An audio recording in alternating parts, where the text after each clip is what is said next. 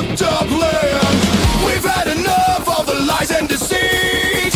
We're done for good with the toxicity. All hail thanks, we are the Rabyd Nation. All hail thanks, we are the Rabyd Nation. All hail thanks, we are the Rabyd Nation. We are the Rabyd Nation.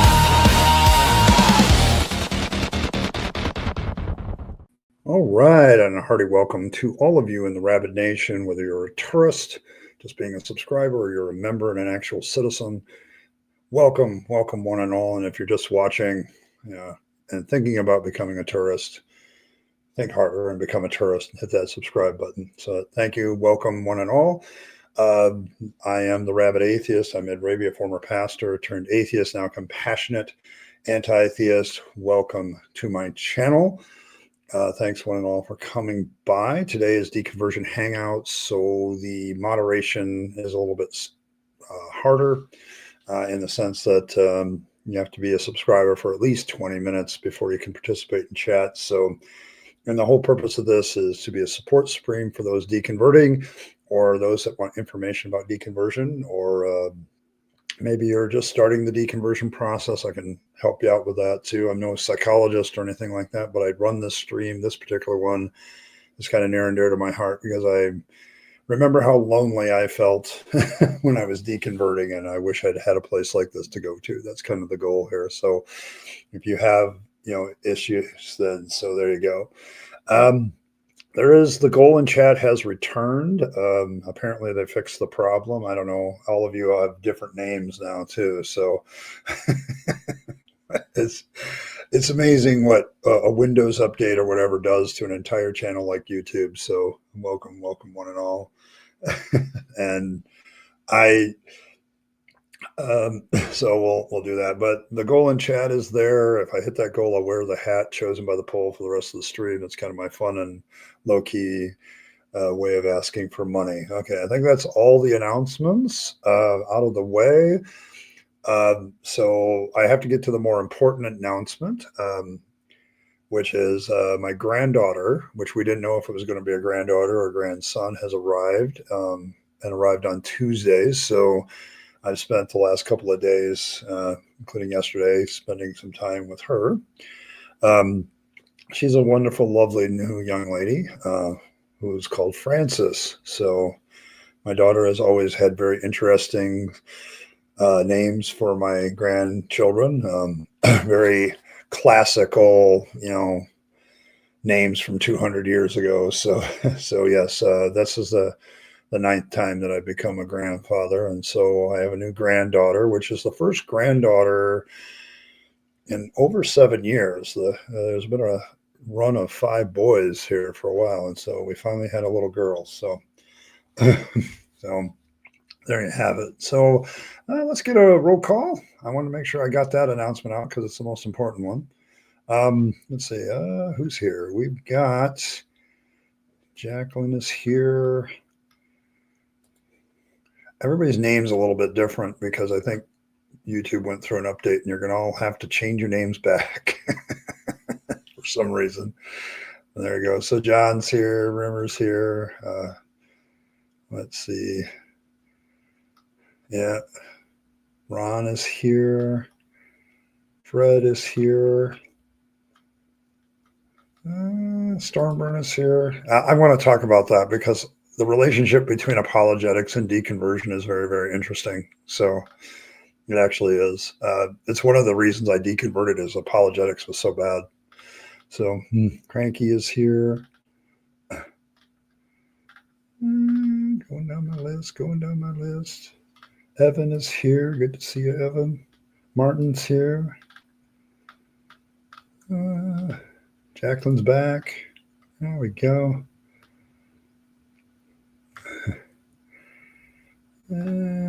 Dragon Rider is here. Good to see you, Dragon Rider. And thanks, Stormburn. I appreciate it. That's one already. But yes, everything's back to working. Yeah, the Habermas thing is still going on in the sense that I haven't really seen much from that other than this. Yeah, and thank for all the congratulations. Yes, I appreciate that. She's a beautiful little baby girl. Got to hold her for about an hour yesterday, and so I'm feeling my nervous system always feels better after I've been hugged, held, or hold somebody like one of my grandkids. So it's been awesome. So so there's that. Fred, see you later, Fred. I saw that you're leaving. You have to catch up on Saturday. Yes. About the Saturday stream, it'll be an hour earlier because I have to work on Saturdays. So just to remind you of that, Fred. Um, so I'll be on at 6. Normally I'm on at 7, so I can let Saturday Night at the Atheist run for a couple hours before I get on. But because I like listening to those guys, so they're kind of that's my fan favorite. So, but I'll see you then. But yes, deconversion and apologetics. This is a very interesting topic to me because I left the church. I left the fake Christian faith because apologetics got so bad to me as far as standards of evidence that it's one of the reasons why I left. Okay, because I kept looking for reasons, good evidential standards inside of apologetics and couldn't find any. Um, when you're trying to be an honest Christian and have good evidence for what you believe, like I used to buy a lot of what the apologists said. I was a creationist for a long time until I realized that, much like Apologia, realized that creationism was kind of a problem. Creationism has the biggest problem in that they spend all their time trying to disprove evolution, Big Bang, and all that stuff, and never any time at all trying to prove creationism. Like they don't have a statement of falsifiability. They don't have any of that crap. And this was something that bothered me because I know what evidential standards are in the world, and so I was having trouble as a believer trying to reconcile the fact that apologetics was so low bar bill, honestly, standards of evidence, like lowering the epistemological above. I think, and Rimmer makes a good point too. I still try to look for reasons to believe and fail on a regular basis because when yeah, how dare I? Yeah, I know. I'm sorry. Yeah, I think that's what a lot of have. And yeah, young Earth creating bought it. Yeah, evolution had a stronger evidential base.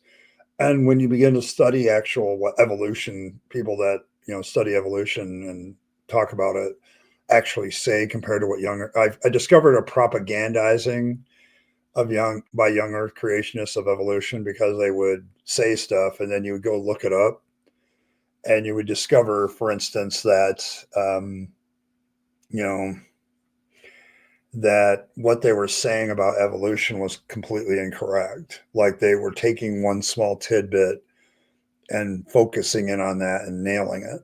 And then, or they would spend a lot of time in character assassination of like Darwin and a few others, because they think if you assassinate somebody's character, what they said must be factually inaccurate. Those they don't see. So there you go. Hi, Michael. Although it's not Michael right now. And proving the dinosaurs died in the flood, so creationism must be true. Yeah, that didn't happen. But yes, but um, yeah, this is the one I wanted to look at. President and won't apologize for it while their apologetic efforts continue. Yes, it hasn't just happened to like Habermas. J. Warner Wallace had that moment with Prophet of Zod a few years ago too, because Prophet of Zod exposed his timeline problem with his conversion to Christianity. Like he obviously converted many, many years before he became a cold case detective, but his whole claim during his apologetics was I was using my cold case knowledge trying to look at the resurrection of Jesus, and that's when I became a Christian. But he probably became a Christian 10 years before he even became a cold case detective. And so the timeline didn't add up. And so Prophet Abzad said, you got to answer some questions here, because did you really do a cold case thing to discover that Christianity was true for yourself? And that became questionable. Habermas's problem right now is I think Christians are coming after him about volume 3. And we saw that in Paula G's video. There's a believer that she went out after him hard. And as you said, I think when I watched her, I noticed that too. What was it? Yes, where she says, but if he's that confused about what he wrote so clearly on more than one occasion, even his recently published book, that's central to his work, somebody needs to stage an intervention, because he just like literally wrote a book and he can't remember what's in it, which means either he did not have a lot to do with volume 3. He's got his name on it, but somebody else really did all the work in writing it, or he just has a really poor memory. And yeah, you need to really watch that. So, but yes, I noticed that too, because she was like pretty hard on him at one point. And Paula Gia didn't put that in his video, but I get what you're saying. So, is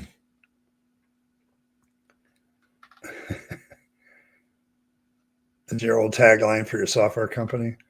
Yeah, I think YouTube did an update, and now everybody's back to their handles have been changed to @whatever. so there you go. Hey, Skeptic, good to see you. I mean, the standard of evidence. Yes, get low with it. Yeah. And for me, this is part of my deconversion story, is looking at apologists, reading apologists when the internet became more of a thing, looking things up that apologists would say and say, is that true? And you'd start to study things, that you begin to realize the apologists are completely cherry picking what they want. And that became disturbing to me. The funny thing about it, if you're an honest Christian and you want good evidence and you start studying apologetics and studying their claims, you begin to realize that apologetics is in a pretty sad state right now as far as providing good evidential standards. What they are really good at is giving you emotionalized, intellectualized sort of reasons to stay in the faith. I don't think apologetics is about convincing people to join the faith anymore. It's about trying to keep people in. So that's kind of what's happening on the video. The one about all the pages in it, so it must be true. Yeah, John. But yes, he has done that. And this is the problem I have, with the minimal facts theory in general, is like the person who had created it and promoted it still hasn't provided evidence for his most basic claim. So, and that's apologetics in a nutshell. Like, if you get right down to it, every apologist has a very central claim that they make all the time, but they never back it up with data. They never back it up with evidence. They just assert it. Like, a lot of apologists will assert, we historically know X.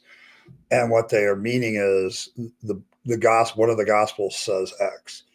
Well, whether the gospels are historical is a question.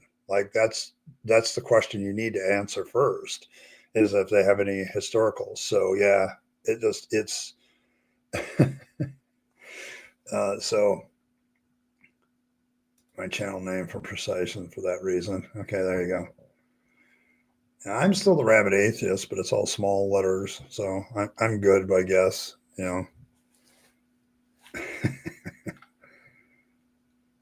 Mini mauled facts, yes. Yeah, and people at my deconversion story, like, I left Christianity in 2015 and I was still in the pulpit. Like, personally, I'm not a Christian anymore at that point at May 27th of 2015.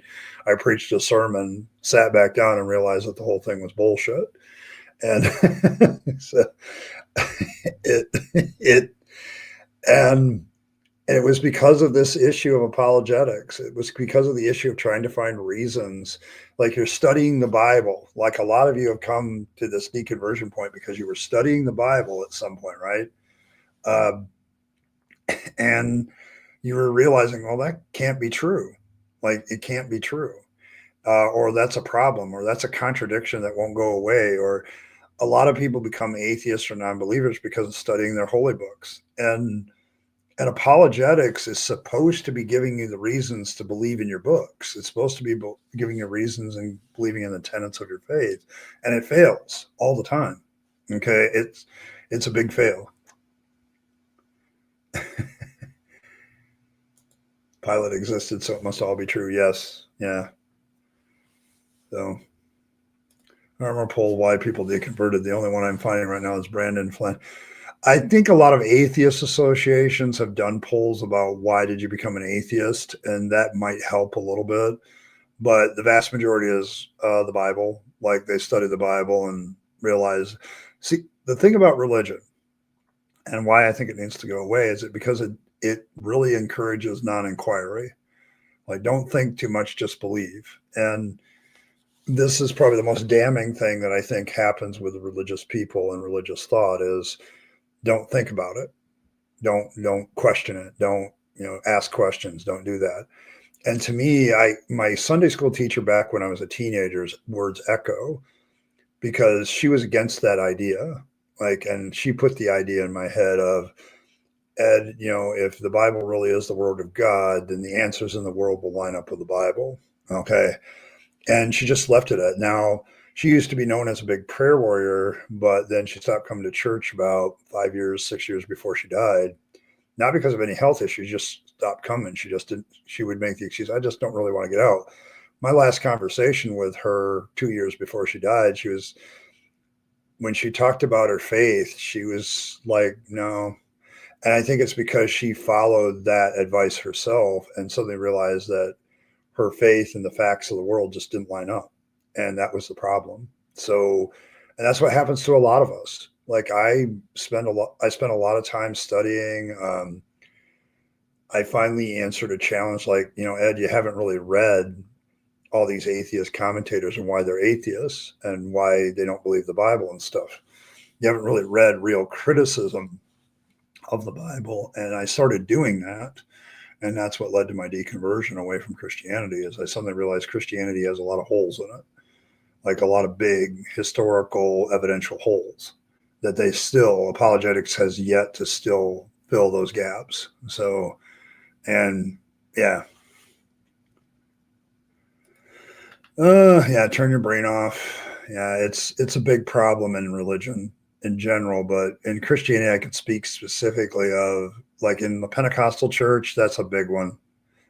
They won't say turn your brain off, but they'll say, reason and rationality will lead you away from God. So you don't want to do that. Like, you got to stay with God. I'm like, maybe that's because God's not doesn't do a real, like, so there's that, but yes. And prophets of scripture facilitate authority mindsets and epistemology. Christianity encourages compartmentalized thinking. Yes, that's actually a good approach. Because the real issue, Stormburn, is to get a believer to actually engage their belief and why they believe it and try to look for facts and evidence of why they believe what they do. Because trust me, when they really get the evidential standards in their head and do critical thinking about it, suddenly your faith begins to start to unravel. My faith for me started to die after seminary. Okay. Like after seminary, when I realized there were so many holes to what we knew as Christian believers, like there was so many gaps in what was supposed to be there and trying to fill them. And then no,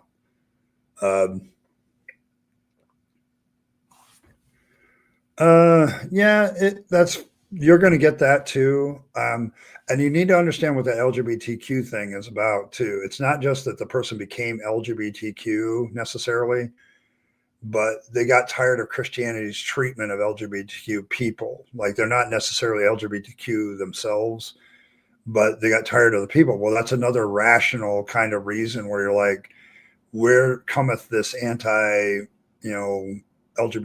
stance? And then you look at it and it's like, it's not really there. in some respects. Like the Old Testament is pretty clear about what you do with homosexuals, like you kill them. But the New Testament, only Paul really talks about it. Jesus certainly doesn't. So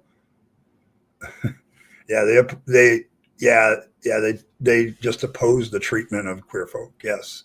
And they get tired of that. Okay. Like that's not what we're about. I think you begin to realize how poorly you're asked to treat certain people in Christianity. Like the tribalism is deep. It is very much very deep. So yes. If L existed, he'd be a Korean dictator. Yeah. Yeah, I couldn't understand why God would create LGBTQ people in a form my church claimed he hated. Yes. Yeah, a lot of people don't. It's not about they become LGBTQ themselves. They just watch how their church or their denomination treats them and says, how is that loving people like Jesus or, whatever they imagine Jesus to be? And they walk away from it. Like they're like, no, I don't think that's right. What you're seeing, though, is also there's a march of basic human morality that keeps improving in certain places, and religion doesn't help that. Like religion keeps us in the morality of the past, and we need to move on, and get better. And you can't have improvement if you think morality is objective. Like you can't. How do you improve something in morality if you have the dictates from a God and it's stuck in stone? That's another issue that a lot of people wrestle with and left the church over too. So, yeah, it's an annoying bit of doublethink. Yes, Thorburn, you're reading where I was going. Yeah, we can't use our God-given morality to evaluate the God of the Bible's morality. That's been one of the things that really bothered me too, because I would read the slaughter of the Amalekites and go, what the hell? How is there an objective morality when, somebody pointed this out to me. I think I was watching a video. I can't remember by who, and I feel bad about that. But I was watching a video. How can you look at the Amalekites and being slaughtered and not see that there's a subjective ethic here where people that are in the in-group get treated morally different than people in the out-group? Like that's not an objective ethic. That's like that. So, but yes, I think that's the big issue with a lot of people is they start to look at the morality of their God. Like I went to a group when I was in Houston of unbelievers, and one of the ladies there, she's like a literature person, a teacher that teaches literature and stuff to special needs kids. And one of the things she was thought about doing, she was a believer, and she did a literary analysis of the Bible and the characters in the Bible and came to the conclusion that Yahweh was the villain. Okay, and Satan might have been the good guy. And because of a moral standard that she had, and that's what led to her deconversion. Like that's why she left the faith, is like she couldn't stand the morality of the character. And this is, there's a multifaceted reason. Like it's the same problem that you have with, like, why do you think Christianity went forward? It's not just that, people saw Jesus, in a hallucinogenic experience after he was dead. It's not just cognitive dissonance, like a mishmash of a whole bunch of things. And when people deconvert, it's a mishmash of a whole bunch of things working together. For me, I know that's what it was. My largest problem was the emotional connection I had to my faith because of my father's death and wanting an afterlife. And then also it was my job. It was my career.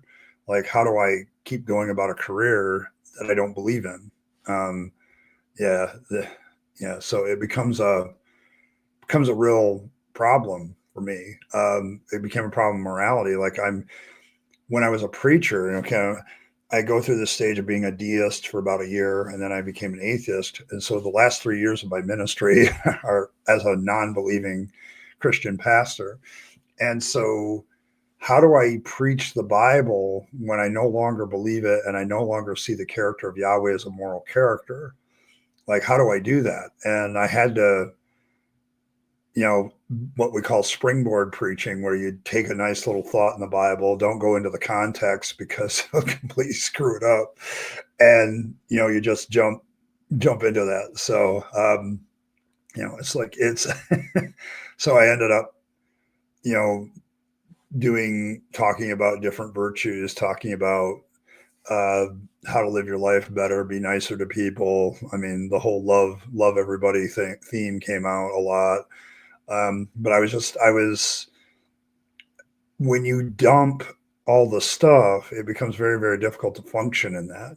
And so a lot of people, there's this problem, there's that problem with their faith, and they just, the morality of God, the fact the Bible is not factually based. Uh, the list gets long and long. And when people go back into the faith, I have this terrible desire to ask, oh, so all those questions you had before when you left the faith, how did they get answered? Certainly not by the apologists. Okay. They are not answering those questions, obviously. So, hey, Native. But yeah, and everyone doesn't need to control sexuality. Yes. Oh, I'd agree with that. Yeah, it's Coyote. See, all your names are changed, and I know who you are by your faces. That's how common you are here. Ask our how do you disapprove the evil God hypothesis? But also, I'm looking not to raise my blood pressure much. Yeah, the thing with talking with apologists and believers who believe in apologists is you are going to have a blood pressure problem. Okay. That's why I'm much more subtle in my approach. I often don't even bring it up because to me, the faith issue is not necessary to get along with somebody. Like I can, I don't have to be right about that, but I think I can be very calm and very stoic about it and just give my reasons why I don't believe. And then just let deconversion is a process. So just letting things sit there and letting that person think about it and getting it so you have the right, like if you have a hostile attitude, they're not going to think about it. But if it's just a conversation, this is why I've been a compassionate anti-theist the entire time. Like, so that's been my approach, because you just have to get people to think about it on their own for a while. And it may take them years to deconvert. Like it's not it's not something that happens overnight. Like there may be that moment where you say, yeah, I don't think I believe anymore, but you may have stopped believing a month ago. You just didn't realize it. So you're happy to do with it.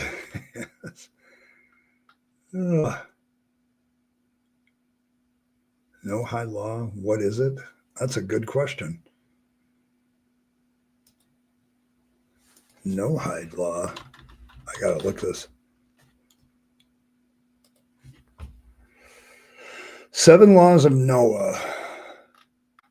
So don't worship idols, don't curse God, don't murder, do not commit adultery or sexual immorality, do not steal, do not eat flesh torn from a living animal, and establish courts of justice. That's the 7 laws of Noah that are part of Noahide. That's what that is. I just looked it up. But I don't know why it's becoming big again, other than maybe what they're doing. Looks like it's a Jewish law thing. So my guess is the Jews are trying to find some basis for people to, keep following Judaism. So having an ethical code, moral code written by the devil to weed out the gullible. Yeah, I imagine that's probably somewhat true.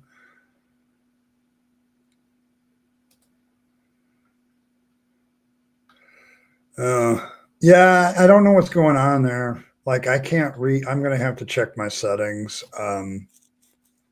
But yes, I still get your numbers, and so I don't know if it may be the StreamYard problem. In order to get the goals, I have to have your names like this, and they're still working on the problem. But I know this is just a horizontal stream with no vertical, and I have the goals back and all that stuff and everything, but it's not. I'm getting your names like this, so I have to remember who you are. So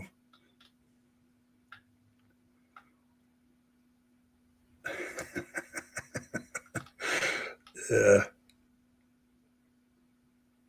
Seeing from front of by definition, that's not possible. So rejecting the premise. Okay. Yeah.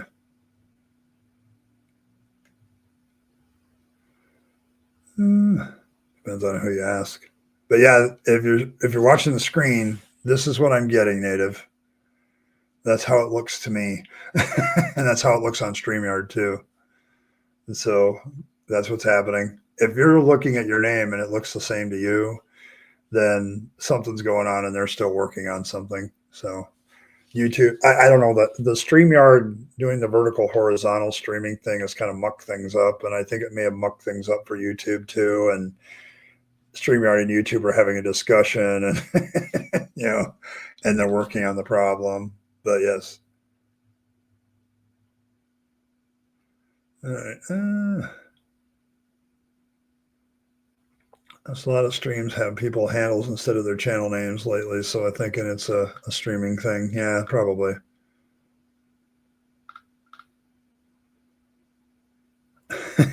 See you later, Evan. The Fluffle will always be here for you. The Fluffle of Fangs is always here for people.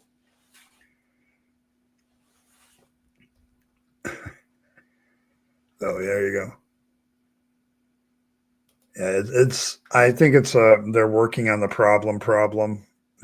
So, but yes, my YouTube channel name and my YouTube handle when I use this account for the Rabyd Atheist are the same. So I may have to go back in and change all the stuff again, go through all the settings and make sure everything's right.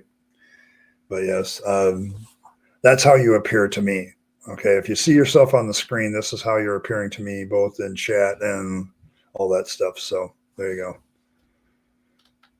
But yeah, I just, getting back to deconversion, I just look back at the past and I realized that, I've been asked before on this channel what caused you to deconvert, and I'm like, it's a death of 1,000 cuts. Like it's you study something, realize something's not true.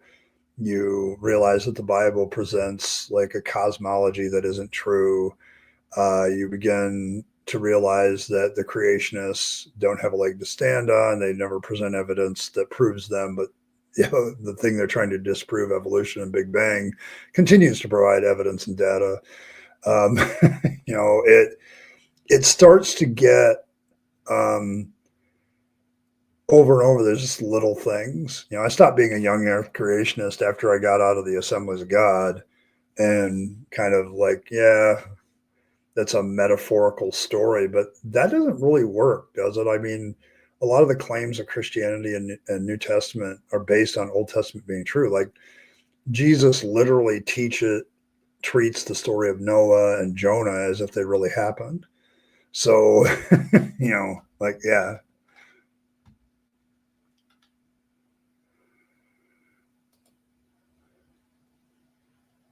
Oh, he did? He signed a no-hide law? Oh, that's interesting. Well, see, here's my problem then with the no-hide thing. If these 7 laws of no-hide are true, like don't worship idols, what do you mean? Like, I don't don't worship idols. What's an idol?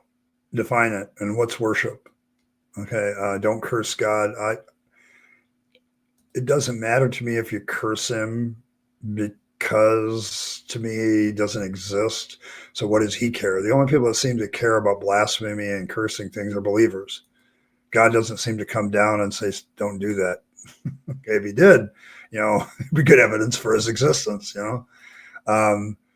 Murder, adultery, sexual immorality, that's murder I can see. Don't kill people. That's probably a good idea, but that was around long before the no hide thing. So Peterson die? Oh no, now I got another thing to load up.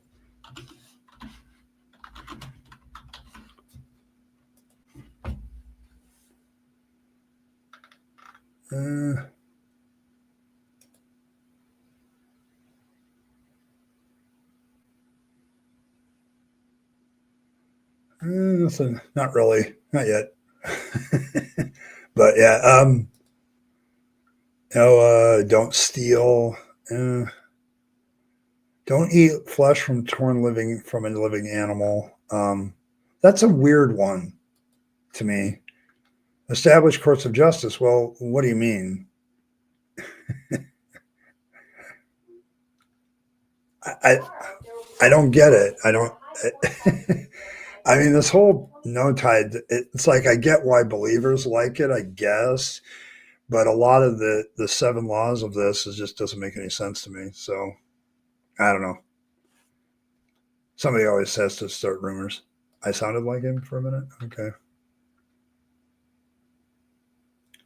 Yeah, it's like that's the same problem I have with a coyote. It's like it. Most of what old legal codes are is prohibitions. Like they try to prohibit behavior, and I've studied economics too long to realize that whenever you do a prohibition of something, there's always a black market in it or something. Like, it's like, now don't get me wrong, like prohibitions against murder, prohibitions against stealing and stuff like that that's behavior.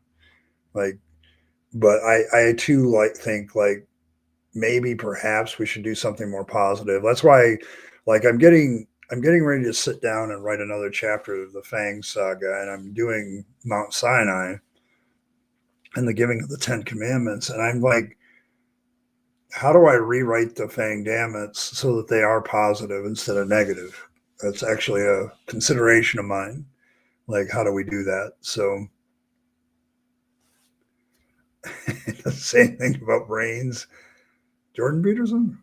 I still haven't got anything on my news feed, which is rare. So, if he has, then it must be breaking news. So, don't eat the flesh. See, I don't know. To me, this just seems weird. Universal moral laws given by, but you're claiming universal moral God laws, and not worshiping idols and not cursing God are part of those universal laws. I don't think that that's universal. So, I don't. Church prohibited adultery and the brothels in the same time in the good old days. Yes. Well, because wasn't it St. Augustine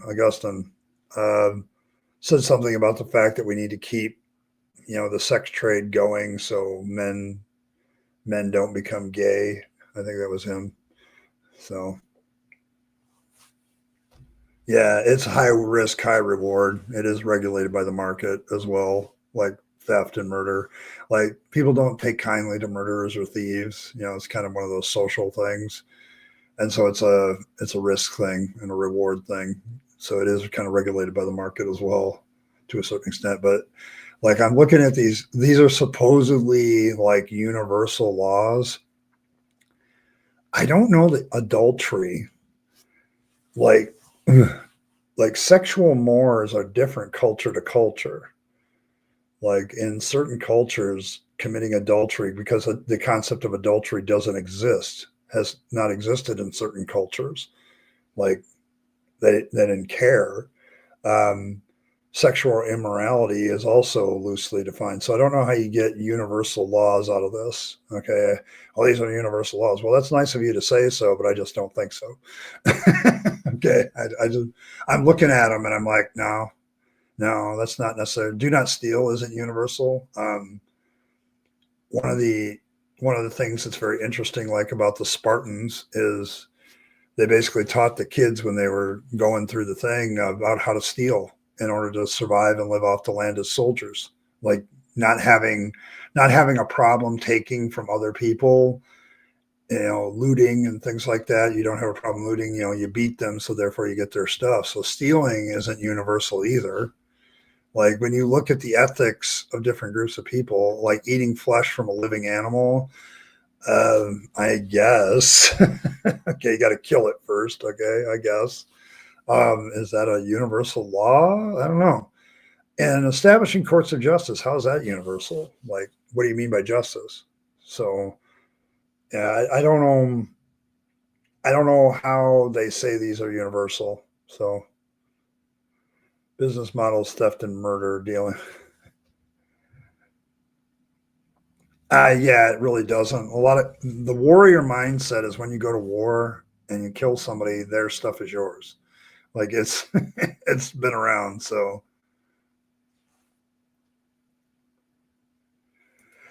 yep, yeah, differential. Yes, that's like sexual assault laws are very sexual consent laws vary. Age of when a person can engage in consensual sex is different depending on the state. Um, People are often surprised, but like the United States is actually higher than some other countries. Like most United States is like 17, 18, and there's other countries where consensual sex is like 16. So it's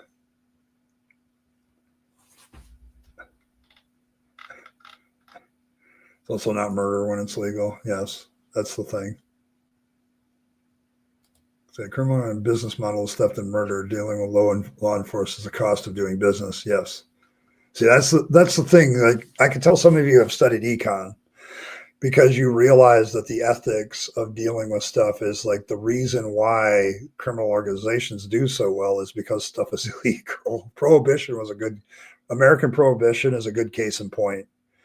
Like the bootleggers and the organized crime people did better than ever during prohibition because they were selling an illegal substance and they made more money that way.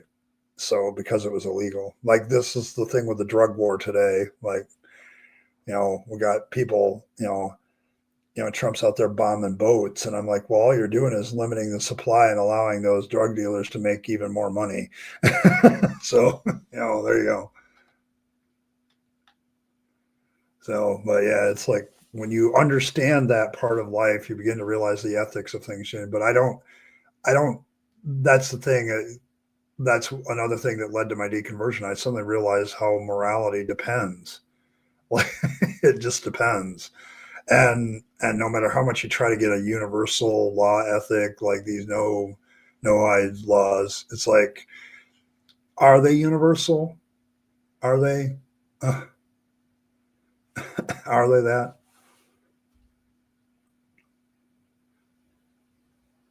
Yeah,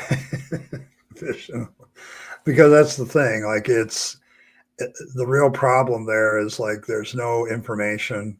Like how do you know? How do you know? How do you know? Um, you know,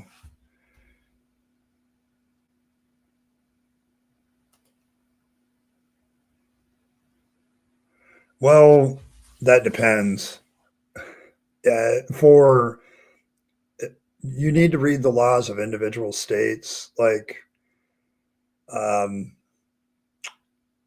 in the South, it gets kind of fuzzy. 16 and 17 gets kind of fuzzy, especially if you're like having sex with somebody about the same age. Like there's a lot of consent laws where teenagers can now do it with each other without facing any legal repercussions because they're teenagers.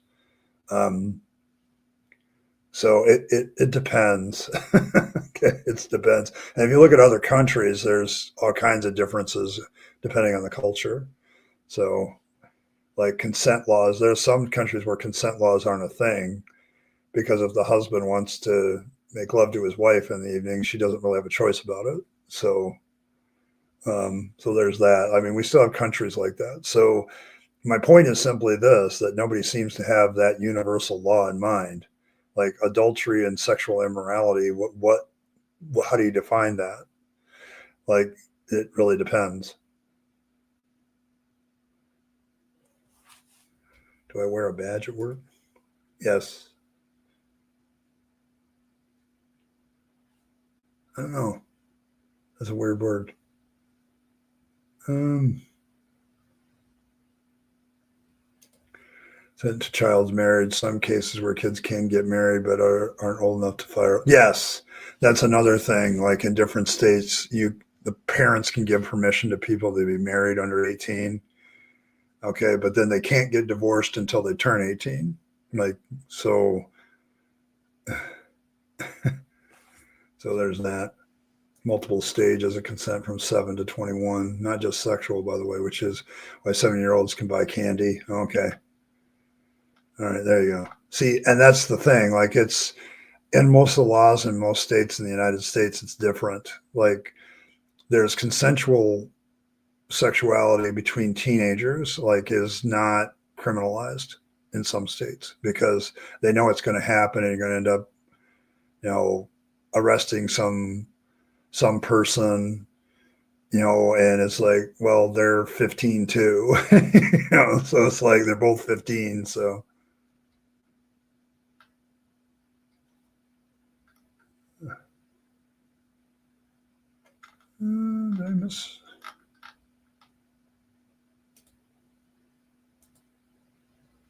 No.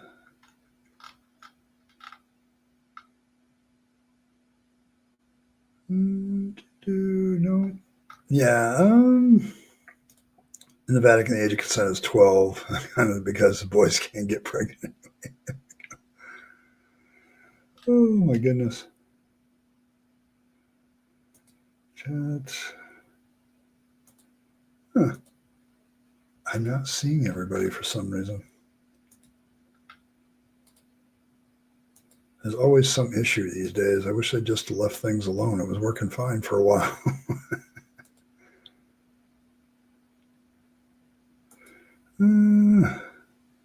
Consensus is 18 men, in which cases lead a string of 24-year-olds being at least stigmatized. Okay.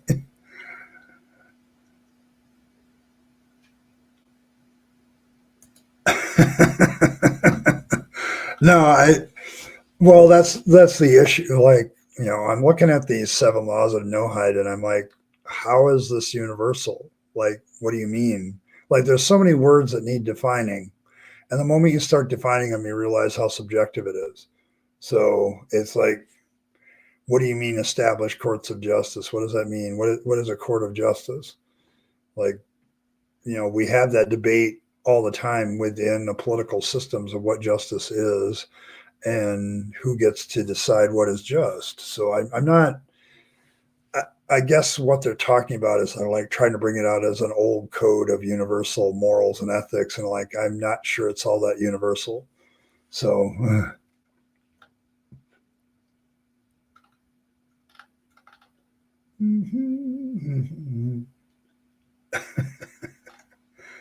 oh, there's some things I'm not going to put it. As lethal self-defense murder, that's another question. If you kill somebody in self-defense, is that murder? That's actually a consideration in today's law. So,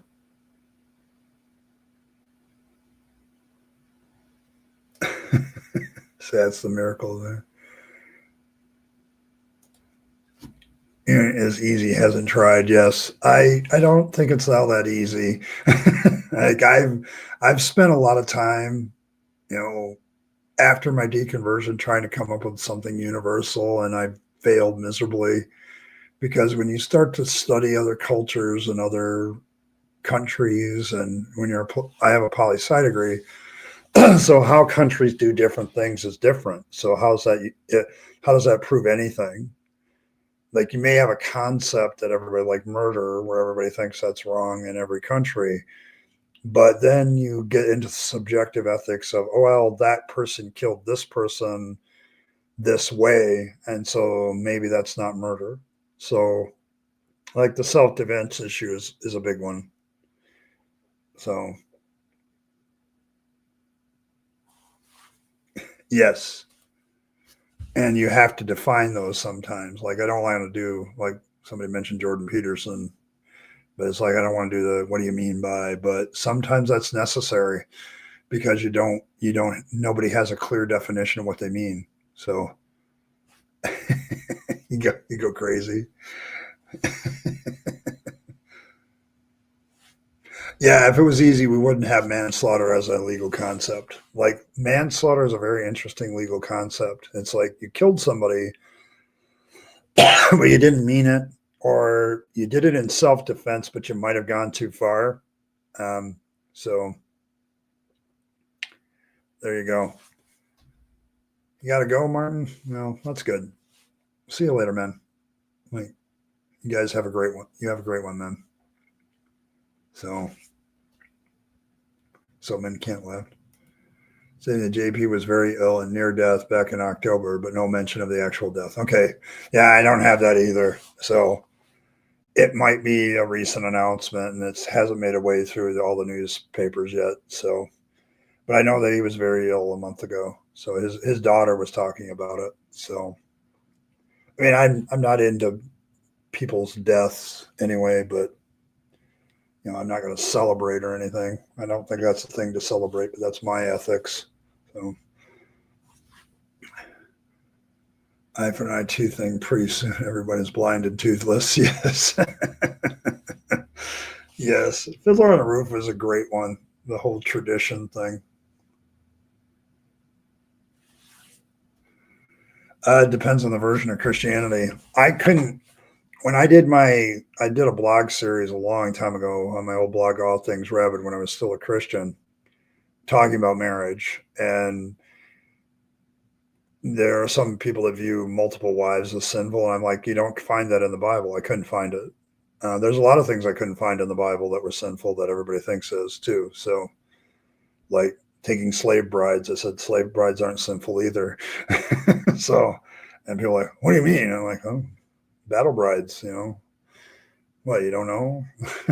So you can buy it from the nations around you, So the whole idea when you look at marriage in the Bible and actually look at what it actually says, there is no prohibition against polyamory of any kind, either way. Like there is actually no prohibition against a woman marrying multiple husbands in the Bible either. So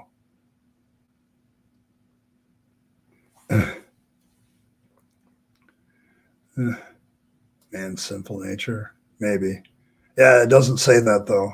See, that's an apologetic attempt. Okay, you're stating the natural apologetic there that most people go to, but it's like it's not stated in the Bible as sinful. Like I remember getting in so much trouble with some of my parishioners when they would ask me where it was that marrying multiple wives became sinful, and I'm like, hadn't happened.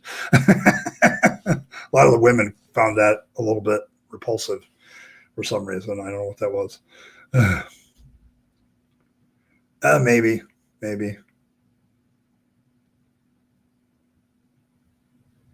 Good times, very educational. Yeah. See, that's the thing. Like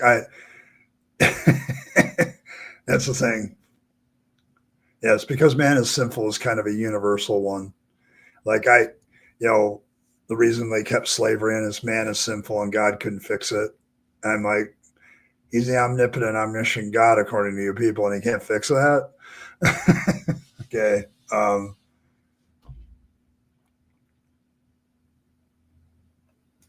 Yeah, he was very broadly against sex in general, Paul was, but he doesn't take a hard stance against marriage and he doesn't ever take a hard stance against polygamy. So, in fact, if you take the pseudo letters of Paul, the fact that they make the requirement, a bishop or deacon or whatever has to be the husband of one wife, kind of indicates that there was polygamy being practiced within the Christian ranks. And so he had to make sure that the leaders weren't doing it, kind of thing. So,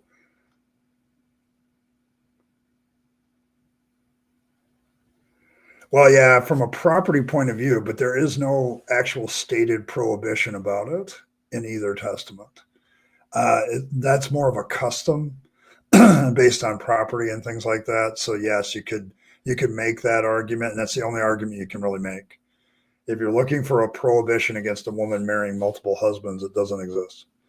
So it's just more of an understanding that women are property, and their reproductive rights are to be owned by their husbands. Then you can make that case. And I made note of that, but there is no prohibition against polygamy in the Bible, period. Full stop. I know I was looking. So, yeah. Hey, welcome. Everybody's handles changed, so I don't know. Some stream crashed. No, I'm still here. Ugh. I'm still here. What's going on? The real issue I have is everybody's name. Oh, you got it back. It's you. Okay, there you go. But yes, I'm still here. I'm not having problems at my end streaming today, which is I usually have one time during a stream where I'm wondering if I'm going to lose it and come back to it. But yes, I don't know. Everybody's handles changed, so I don't know what's going on. Even mine. Let's see if I can. I don't know. I haven't wrote anything in the chat in forever.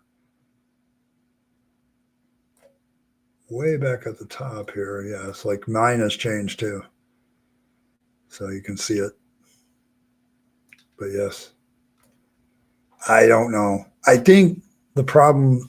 I don't know if it's a YouTube issue wide. Like I go to other streams and I see the same thing, so it's a universal YouTube thing. So that I don't know if they realize that that's going to irritate people more than anything else is having people's handle changed. So, but yes. Right. Yes. Yeah, it's not happening.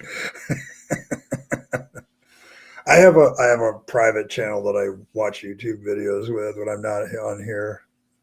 So the Rabyd Atheist is pretty much for Rabyd Atheist stuff. So it's been fine for me, but the internet is a scary rich abomination. Yes. You need a new account. I love handle. Okay, there we go. Jews, until very recent, if not still, but it is like that with a lot of men think one wife is quite enough. Yeah, I mean it's open. Like but I made a lot of observations about marriage and different issues related to it when I did my study through the Bible, looking up every verse that talk about marriage or related to a marriage, where there's teaching about marriage or just examples of how marriage worked. And, you get to this. I think the part that really deconverts you the most is it's very clear.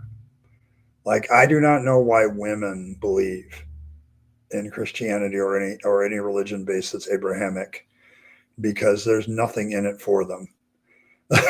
Okay, like I do not understand it. I just don't get it. There's no, like, you are property. Like, if you are in an Abrahamic religion based on the Old Testament, you are property. So it's like, if you're a woman, you're a piece of property. And I do not understand people like that anymore, because women believe more than men, based on all the polls. And it's like, why? So after marriage, many women come to the conclusion that 0 wives is more than enough. Okay, John. Yeah, I'm kind of there. I'm there with you.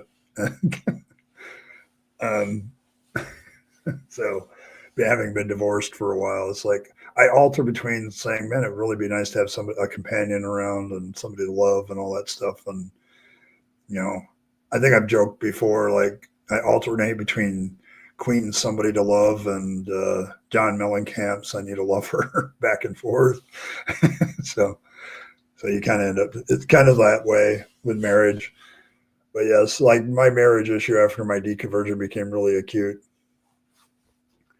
You never had a wife and feeling great. You go home and it's quiet. It's probably, I get it, man. I do. Like, I get it. So, let's see. In Africa, I think a lot of Christians have polygamy, even Catholics and Anglicans. Uganda women, I complain a lot about that. It's usually that they have estranged wives, though. Yes. I think sometimes with the law system, like you can get married to another woman without divorcing the other wife.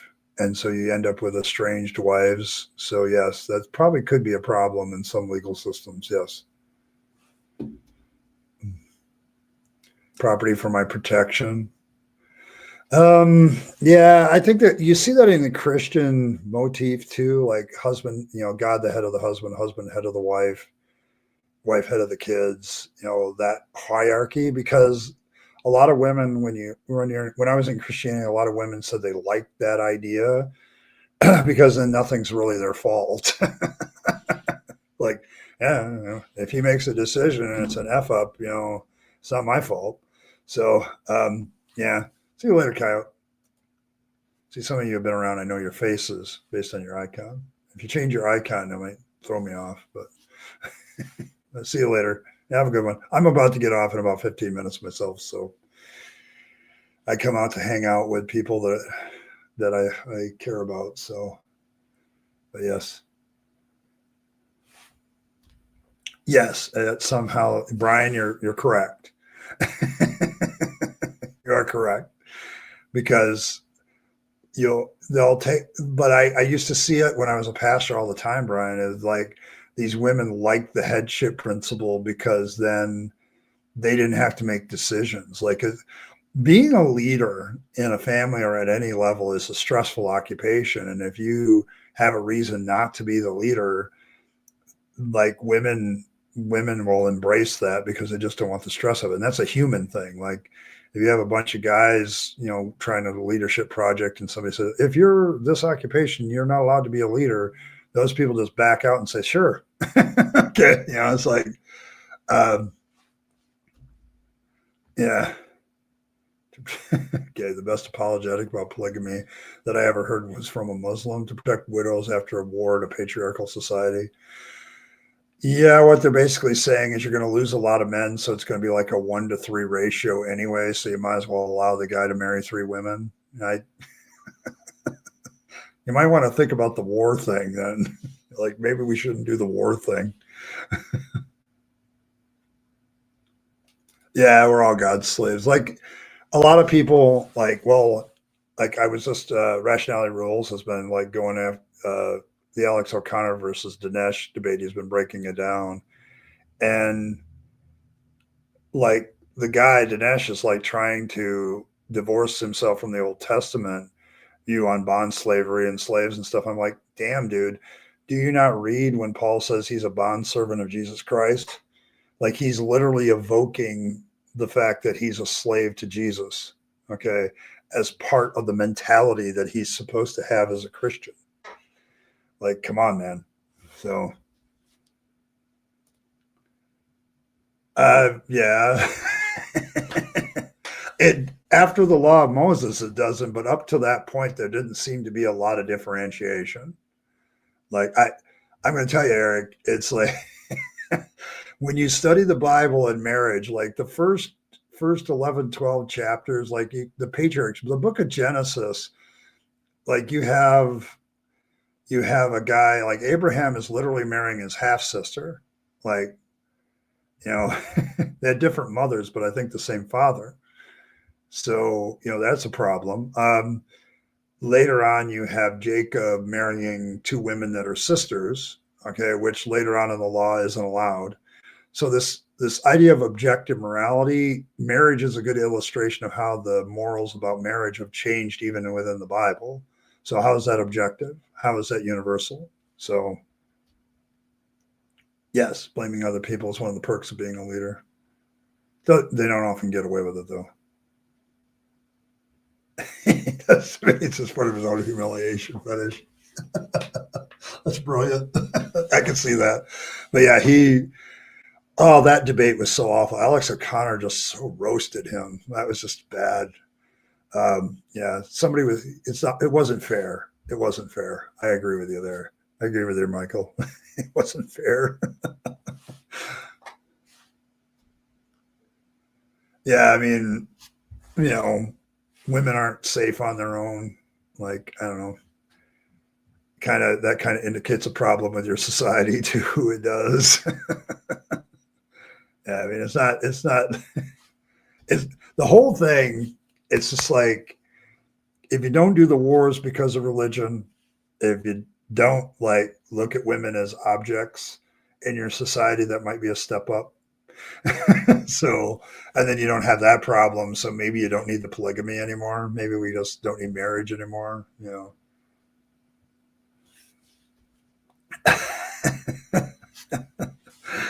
A lot of different ways, yeah.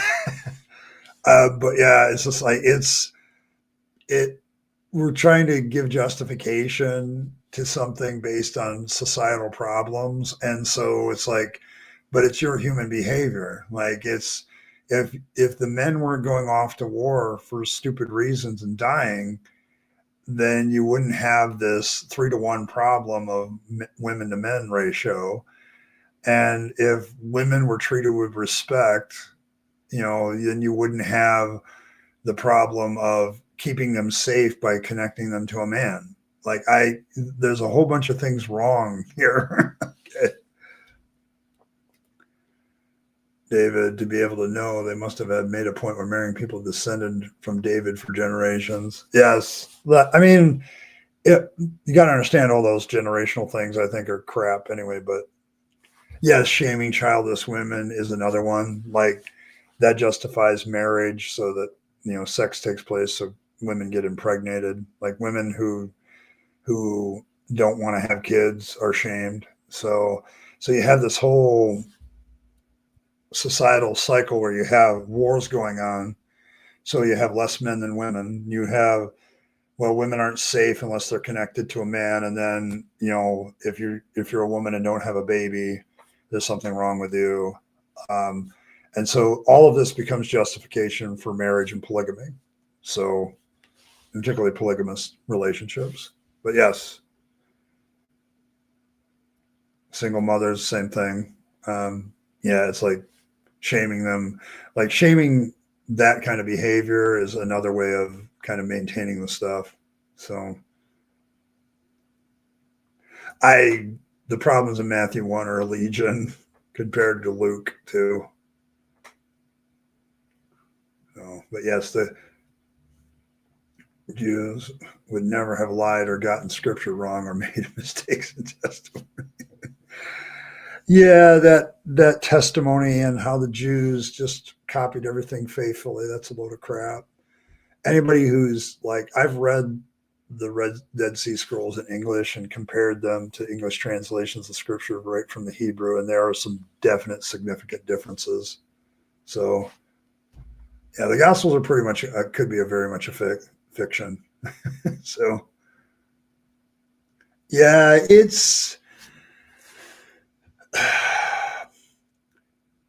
I think the problem with that notion is they've always copied everything faithfully. You don't have proof that was consistent all the way through their history.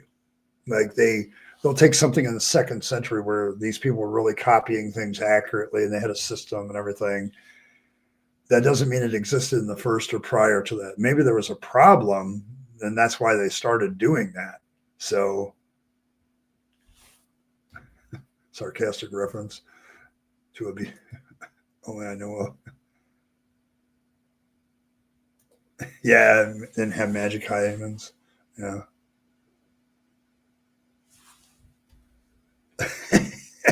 That's a valid point, Eric. The Gospels are proof gospel authors didn't trust the gospel authors to be reliable. Yeah, like the first guy writes, well, that he got something wrong, so let's write it again and change stuff. And then you have a third guy write, does the same, and then you have a fourth guy that goes completely off the wall. There's 33 other gospels that weren't canonized. At least that's the last count I've heard. They probably have discovered another one, for all I know. The point is, gospel writing about Jesus was prevalent and it is prolific. And there's differences in those gospels to the point you don't have any agreement. So I don't know how you get to this idea that everything is faithfully copied in the Old Testament. So yeah, the feeding of the 5,000 is the only miracle that happens in all 4 gospels, I believe. And it's told differently depending on what it. Yeah, the feeding of the 4,000 appears in some, but not all. See, the problem with the gospel writers is they don't all. I made this statement in Questionable Witnesses many, many times. Just because you have 4 gospels doesn't mean you have 4 versions of the story every time. Like, and some of them are just straight up copying another gospel writer. Like Mark gets copied a lot. So, distinction between historism and mythicism, aside from some specific mythicist hypothesis like carriers, they're near identical. That argument can be. How many Superman movies are out there? I don't know. A lot. And they're revised every time. Every time a new generation does a Superman movie, they change the story just slightly to fit the culture. And I think that's what happened in the Old Testament and the New. Like they edited it and they changed it for their current culture. So, yeah, there's some that number the men, I think, and other ones don't mention whether they're numbering the men, women, or whatever. So, yes. Yeah, exactly. That's my point. It's easier to animate. Yeah, it's easier to animate. Like the original premise of Superman is because he was an alien, you know, he had all these powers because he's evolved to adapt to a different world, and that world had higher gravity. So he didn't really fly in the original comics, as I recall. He just jumped. And because the gravity was so low, he could jump really, really far. So, and he had denser skin. That's why he was bulletproof. Like there was a whole bunch of explanations, but then later on they just started doing magical shit. So well, I'm not a big Superman fan. Women don't count, obviously. That's probably true. At least in the Bible, that's true.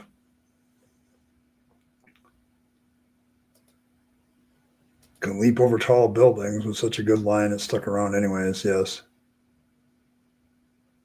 Yeah, actually. Never look up pink kryptonite.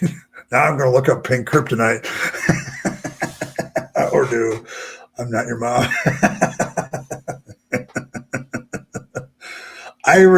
See, my problem with Superman was always like all the different colors of kryptonite did different things to him. Just because the color was different. I'm like, what the hell does color have to do with anything? And then, the superpowers kept evolving. And it's a good analogy to Jesus, really, when you look at it. Like, if you look at Jesus and Mark, he's kind of low key. He's not as like Supermanish. But by the time you get to John, like Jesus is Superman. Like he is like, he can do anything. So there's that. But yeah. No, the thing about Jesus, remember, is if you talk to Christians directly about what they think about Jesus, their Jesus is the one in their mind. It has nothing to do with the Bible. That was my constant complaint as a pastor. Is like people would say things, well, Jesus must be this way. And I'd be like, there's a verse of scripture that actually contradicts that idea. And I would show it to them. Well, I don't care. That's my Jesus. It's my Jesus. Now you're looking up. See, that's Stormburn. You can't say stuff like that. My crowd is the kind that'll just run to their internet search and look it up. So, blind us by transmitting some of his power into. Yes, that's the thing that I'm talking about. Like he would just develop these powers on the fly. It was like they were just making it up as they went. And I'm like, this is a good analogy for the Bible. It really is. Like Yahweh's powers change, Jesus's powers change. It's hilarious. So it's a good analogy. Super hypnotism and super ventriloquism. It's not a mundane gallery that they believe in their mind anyway. No, it isn't.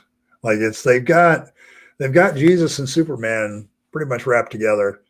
So there you go. Yeah, he threw his own drop of blood like a bullet.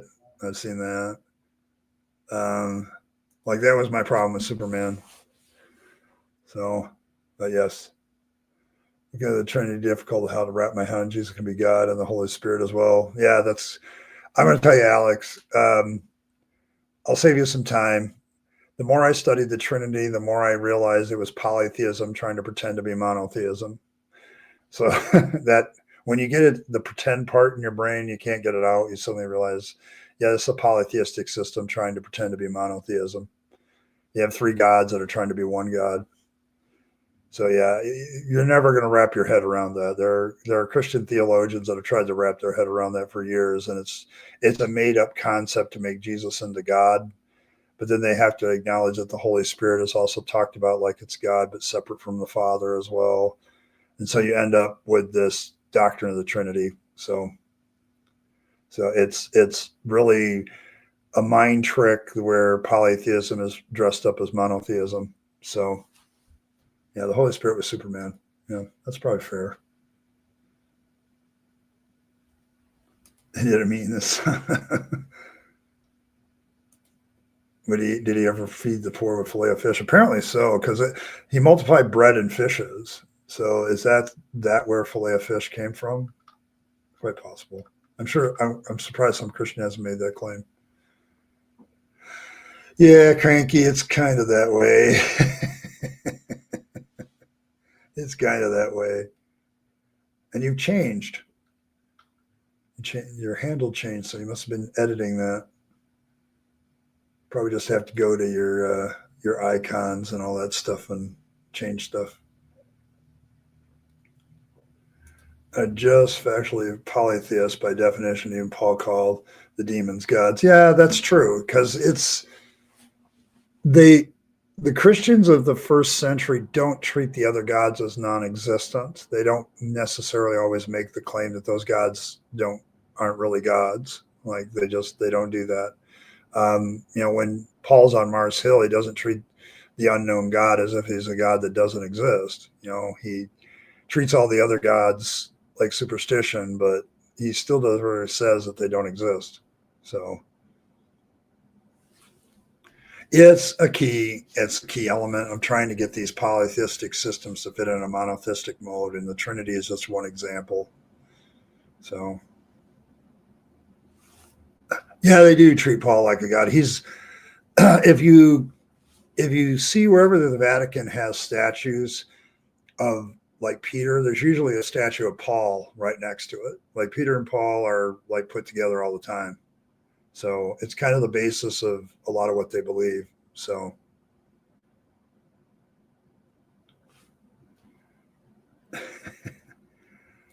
I like how they made up the Trinity by cherry picking scripture, and then theologians spent centuries trying to explain how it works. So, Elohim versus Yahweh, that's another one. Like trying to, like the northern kingdom has El, the southern kingdom of Judah has Yahweh, and then these writers in the 6th century BCE are trying to figure out how to reconcile that. And so eventually they just say, screw it, and just put both the texts in.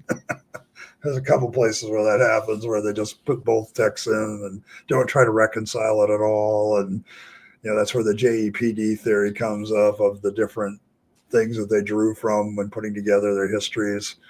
And so, yeah, they had different gods within their own Judaism, and they had to reconcile that.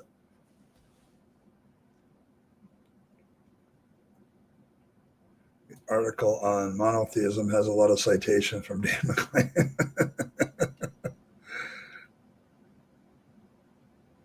Divinity, like many things, has poorly drawn boundaries. Yes.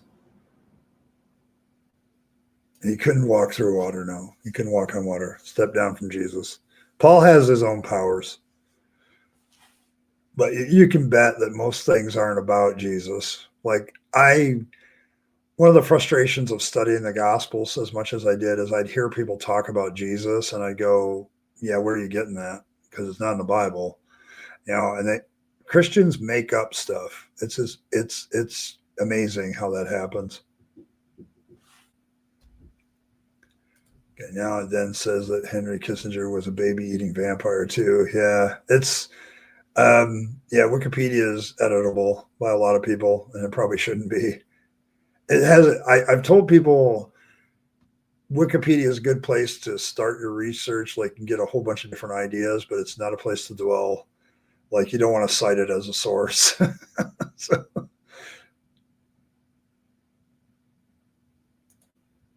a dog can't play basketball? Why not? I think that'd be cute.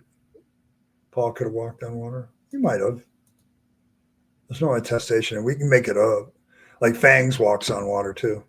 I just want to let you know. He runs so fast he can just run right across. So, Paul could fly, so he didn't have. Could Paul lift a rock that he could church on? I see what you did there. So, let's see. The thing that frustrates me is that Christians feel like they're always living on a moral high ground without even reading the book. Yes. Like the amount of people that you run into that have been Christians for a while that don't know that the Bible pretty much endorses slavery is legion. Like, and they don't read it enough to understand that. They read the parts that they're told to read. Like they're told to read certain sections and then they stay there. They never move on. Okay. A lot of pastors, you'll notice, tell people to basically read stuff that continues to reinforce the doctrinal statement. So there you go for that one. But yes.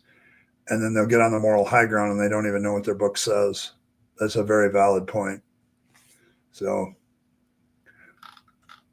oh yes, that was my problem. That's why I'm deconverted, is I actually read the thing. Dude, reading the Bible, studying the Bible, the quickest way to become an atheist. So it really is, if you really study it for right. Oh, Kissinger was a vampire. That's probably true. Because, it's lots of people are checking it. Anybody can walk on water after a rainstorm. That's probably true.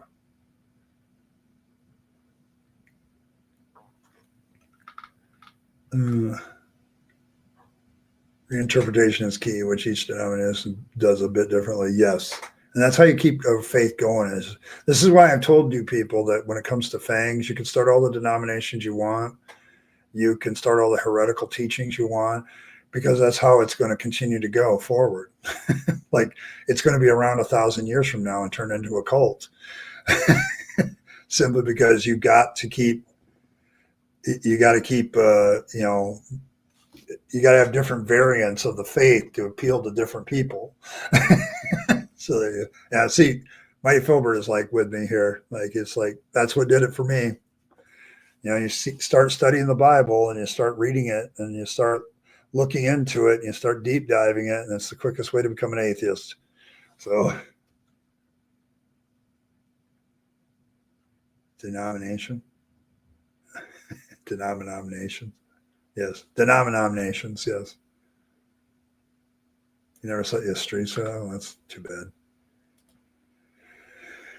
Ooh, an entire galaxy, a star at a time, to prevent two galaxies from colliding. Oh, yes, that's right. They did that. For the Gospels, he said he was just about to get around to doing that. Guy walking on water with a bull behind him and the right motivation, anyone can walk on water. There you go.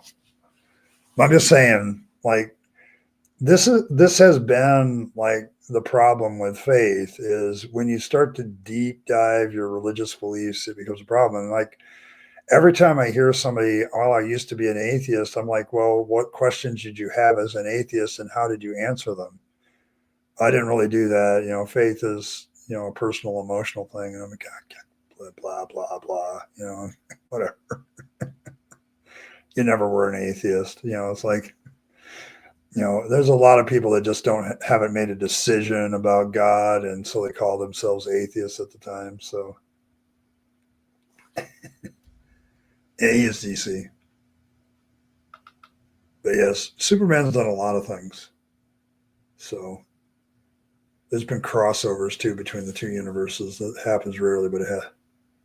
Oh, Captain Marvel family was bought by DC. That's probably true. Yes, that's one of those ones that's flipped back and forth. So, but you got to reinterpret things, yes. So, but yeah, this has been people ask me why I deconverted, and it's like too many questions, not enough answers. And the more I deep dive the Bible, the more I realize it was written by human beings and God had nothing to do with it. So, like we talked about the doctrine of the Trinity, that's a completely man-made doctrine. It doesn't appear in the Bible.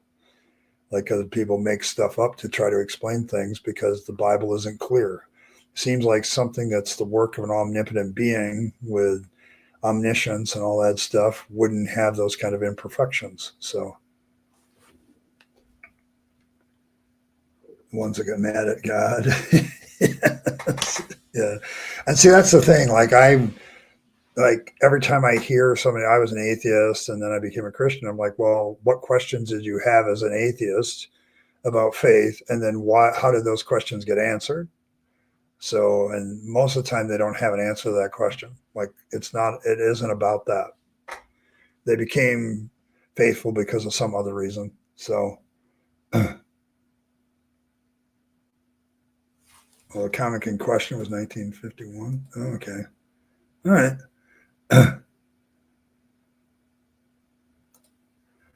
Doesn't understand what it is to be an atheist. Yeah, old comics are a trip. Like, there's all kinds of stuff in old comics. I used to love perusing through some of the ideas of old comics. So, yes, the more questions you ask, the more you're told to have to take it on faith. So, yep. Space Ghost. Yeah, I love the Space Ghost. Blue Falcon was good. That was the worst. Yeah. Yeah, Iron Man had to literally plug himself into a wall socket to recharge. I could see that. Challenge my dad on David punishment. He will say that God was in the wrong. Okay, so God's in the wrong, but he's still somebody you're following. Okay.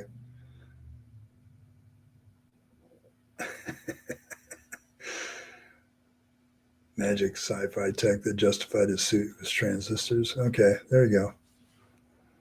Yeah. See, that's the thing. Like old comics are a trip because they were still dealing with technology that was theoretical. And now it's not theoretical anymore. We actually do it. Like you can get away with remember brings up one character. The Thor is a great character because it's all divine power, so you don't need an explanation. So it's just him being God. All right, folks, I got to call it a night. I have to work tonight. I will see, and I need to get this announcement. I will be on Saturday, but I'll be probably on an hour earlier because I do have to go to work on Saturday, which normally I don't have to do, but it's Thanksgiving week, and I have to make up the day I'm losing on Wednesday earlier in the week. So I will be on Saturday at 6 instead of 7. So I will be doing that. I haven't decided what I'm going to do. There's two things in my brain. I know Paula Gia just recently did another Habermas video, and I've been in the habit of reviewing those because I want to, one, back Paul up, but also there's some things that can be added into some of that like Paul won't say it as Stormburn is saying, but I'll say it. So there's that. But yeah, so that's like so we may do that on Saturday. We'll see. But thanks everybody for stopping by. Appreciate all of you guys. Thanks to Stormburn for the donation. Appreciate it. For those of you that missed it, I have a new granddaughter. So she was born Tuesday. So that's 9. My kids are making it me required to have a program to know what's going on with my grandkids anymore. So, but yes, so there's that. So I will, yeah, the Holy Tag Team. That's kind of good. We might talk about that, but yes. So I've been in the habit of doing that. But there's also another video that I've had on my radar to do a reaction to. So I may do that instead. But as good examples of stuff, and haven't seen Earl tonight, but she's probably busy. Every once in a while she has one of those nights where she gets back late. So so thanks to all of her and all the art that I presented. She's cleaned up some of the art, like not that one, but like she cleaned up this icon and she cleaned up this one too. So they're a lot cleaner and sharper. And so I'm going to have to work and get those incorporated into your icons and for those of you that are members. So there's a little bit of work to do on Friday, so I'll be doing that. But yes, but thanks everybody for stopping by. So I'm going to call it a night. May Fangs bless all of your hearts. May he purify your vegetables from religious corruption. If you want to protect your stash, the best way to protect your stash from Fangs stealing it is make sure you put a circumcised carrot on top of it. He'll take the carrot instead of your stash. That's dogma now. And so there's that aspect of it. So make sure you're doing that. Nom nom and all of that stuff.